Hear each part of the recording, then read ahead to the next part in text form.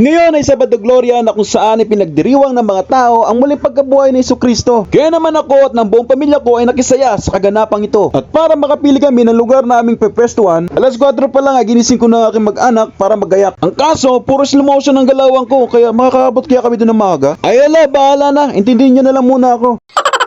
O diba, bagay ba guys? Shall we begin?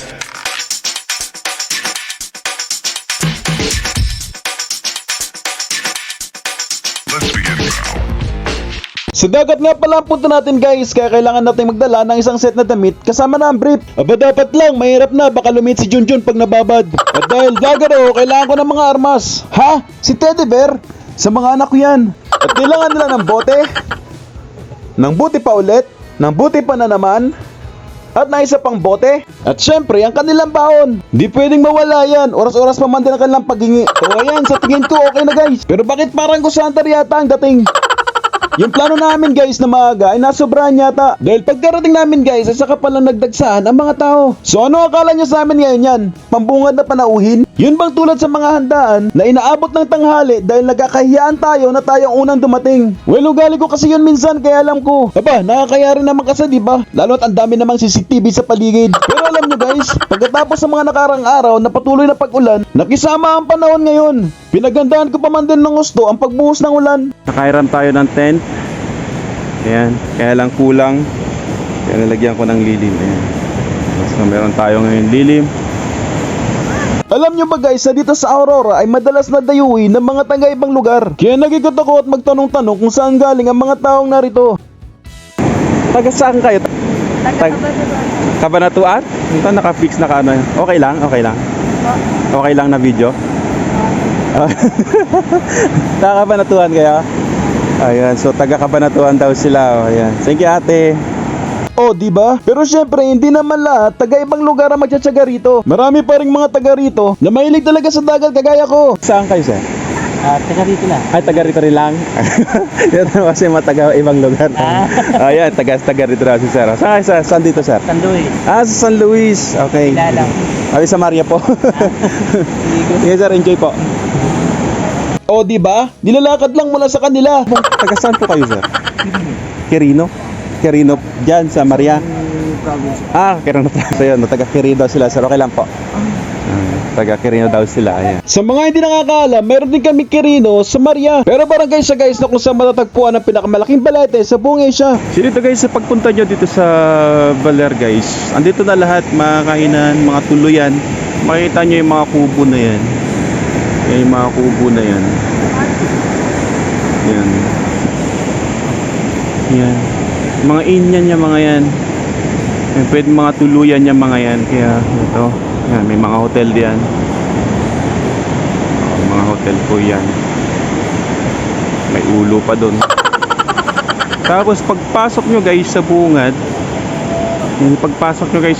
ayan o, may mga, hindi na rin kayo magugutom basta magdala lang kayo ng pera ninyo. May mga nagtitinda na kagad dyan ng mga pagkain.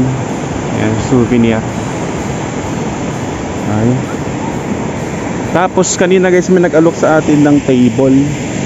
So ibig sabihin nagpaparent talaga sila ng table diyan. Ilang saglit pa guys ay unti-unti nang lumiwanag ang paligid at parang gusto lang lumabas ni Haring Araw. At alam nyo ba guys na ang Aurora ay tinaguri ang birthplace of the surfing in the Philippines. Well kasi kami mga vlogger guys ay hindi lang kami basta vlogger. Mga marites din kami. Kaya pakicheck na lang sa Google guys. Baka naman nasobra na ako sa kamamarites. Dito guys ay may mga vlogger din ako nakita. At wow, ang ganda ng gadget para naka-insta. Well, kahit mumuraing cellphone lang ang gamit ko, kapal naman na mukha ang dala-dala ko. Lumapit daw kay kuya guys kasi may nabalitaan ako nangyari kahapon na Good Friday. Sir, good morning po. Ako po si Erab ng Erans Adventure sa YouTube. Sir, tatanong ko lang, di ba kahapon may nalunod dito? Meron po. Isang pamilya. Sinagip po namin. Sunagip ninyo? Ay. Sir, paano paano po nalunod yun? Lumayo po eh. Lumayo siya. Lumayo po. Hinila ng dagat. Hindi niya alam yung sa karamihan po sa naliligo, hindi nila alam yung parin. Oo nga, oo eh. Ito dahil. Pag nalilibang sila naliligo, nalilibang din silang hinihila nung agos. Hindi na napansin, nasa gitna na pala sila. Napunta sila sa karin sir. Oo. Eh yun. So, yun. Na malalim na. Buti naman po na ano nyo, ano? Nakuha naman Yan, so magagaling sila kasi maglangoy kaya yan. Mga mga taga saan sir yung nalunod pala? Dayo daw yun, di ba? Dayo sir, dayo. Mga hindi hindi alam kung taga saan. Para nakabisi. Okay naman sila. Kumusta naman sila? Okay na. Okay naman sir. Sir, magkano yung renta ng mga ganito? Average po sir. 500? Mga ilang oras naman po yan? Isa po yan. Ay, isang oras. Ano bang gawa ito ganito? Ito po, paper po to sir. Fiber? Akala ko styro. Yung iba po sir, yung gamit na yung styro po yun. Ay, styro. Din po yun. Ng fiber. Kasi sabi ko pag styro kaya yan, kaya buhati ng mga mabibigat na. Kaya. Kaya naman sir. Pero ito fiber, matibay. Ay sir, pareho lang yung presyo nun. Oo sir. Kaya ito mga marunong siya, mas madali lang gawin ito para mas magalang ang Mas magayon lang siya. Okay.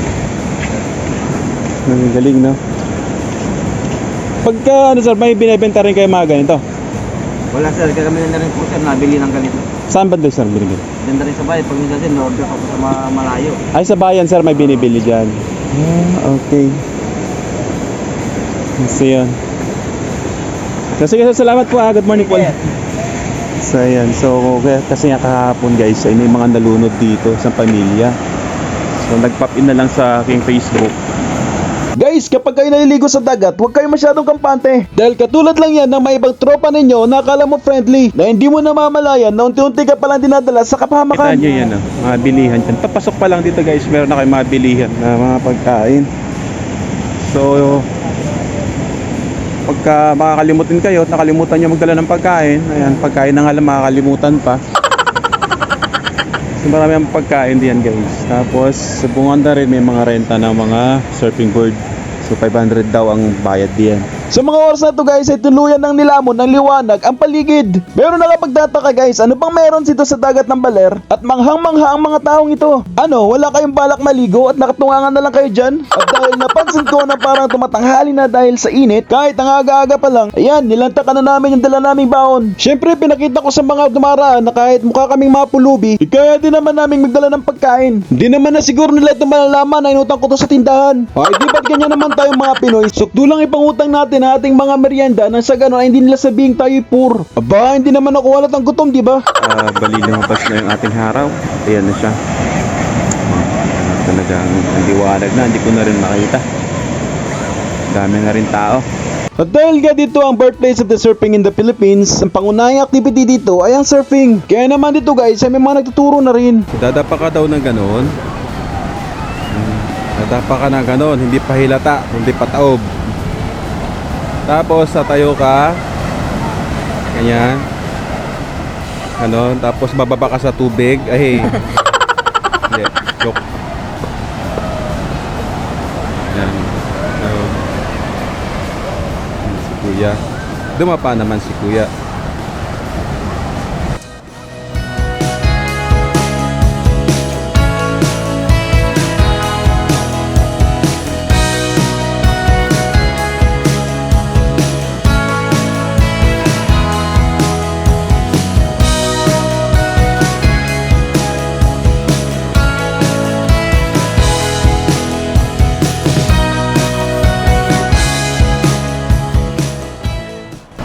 So para hindi ka mawala at hindi ka malaglag sa tubig, kailangan mong itali 'yon. Para hindi mawala yung surf.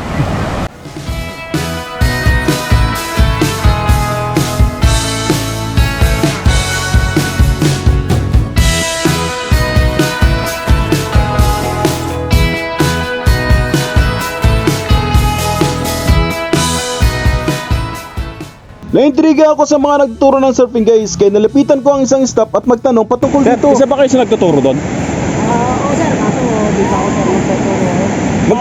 Magkano kasi vlogger kasi ako. Ito sir, Oo. Ngayon, tatanungin ko sana sir kung magkano bang magkano sir, bang ang pa namin sir dito, rate po namin sa pagtuturo sir, 500 po. 500 mga Ito na po ay sir, Ay, basic. May upuan, tapos may payong, tapos isang board, isang set na yan. na po ito. Oo. So yun, so ano yung tinuturo dyan? Mga basic, mga ganun. Oo sir, basic. May stroke din. Oo sir, ganun yun. Wala naman Oo, may pat. Yung sakto na para matutulog kami. Oo. So, Ay, nagbablog ka, sir? oo. So, yun, nakita ko kasi, actually, doon ko pa nakipapansin na kami nagtuturo din ng mga surfing. Hindi, nagbablog si sir. Good morning po. Kasi yan, so ano pangalan po nga natin? Delson po, Delson. Yan, sa po si Sir Delson. Apat lang po kami na kasi. Ayan, hanapin niyo po siya kapag gusto niyo magpaturo sa kanya ng surfing. So, yan. So, salamat po, sir. Kasi ako May tinutura kayo ngayon, sir? Wala Ay, na. sir, kasama ko. Ayan. Mga ilang gaano katagal naman yung ano, yung... Isang oras yun, sir. Isang oras din. Opo. Oh, hindi pa naman sila matuto, ano pa? Ako, talaga, sir. Isang oras na yan. Oras na. So, yun. So, nabantahan mo kahapon, may nalunod daw dito. Marami, sir. Kaya lang, O, mga ano yun, naagapan lang. isang pamilya, ganun. Mga naagapan, sir. Buti Actually, naman, sir, kahapon mag- meron kami nasagot dito. Oh, sabi ko nga, magagaling kasi yung mga ano dito eh. Yung mga, yung mga rescuer natin dito eh. Mga agap, sir, agap. Agap na agap talaga eh. Yung lalo na sabi ko ngayon, busy ngayon, Sabado, maraming tao. Kasi, Sige sir, sige lang. salamat, sir. Salamat. Sige. Pag gusto nyo, sir, mag-vlog. Ito, Sige, tinitignan ko nga kanina eh.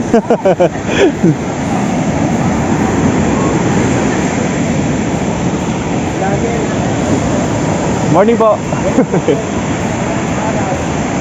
Ang totoo niyan guys, ang paglabas ni Haring Araw ang talagang inaabangan ng karamihan dito sa Sabang. Kaya madaling araw pa lang ay marami ka na makita mga tao nakabang. So kung hindi pa pala kami dumating na maaga ay kasalanan pa namin kung hindi nakita ng mga ibang mga tao dito ang pagsikat ng araw. Uy, joke lang yun ha, alam ko naman maaga rin silang dumating. At nagkataon lang naman na mas maaga kami. Grabe, kung mapapansin nyo guys, ang ganda ng sikat ng araw. Para talaga siyang ginto na nakakasilaw. Kaya naman wow na wow ang paligid, dilaw na dilaw. At hindi ba ko kompleto ang experience ko dito sa Sabang ngayong mahal na araw kung hindi ko susubukang lumusong. At kaya pala ang daming mga batang nag-i-enjoy dito hanggang tuhod lang pala ang tubig. Ang kaso guys, kapag narito kayo, dapat lagi kayong alerto. Lalo na sa mga kakawayan ng katawan dahil madali lang kayong hampasin ng mga alon.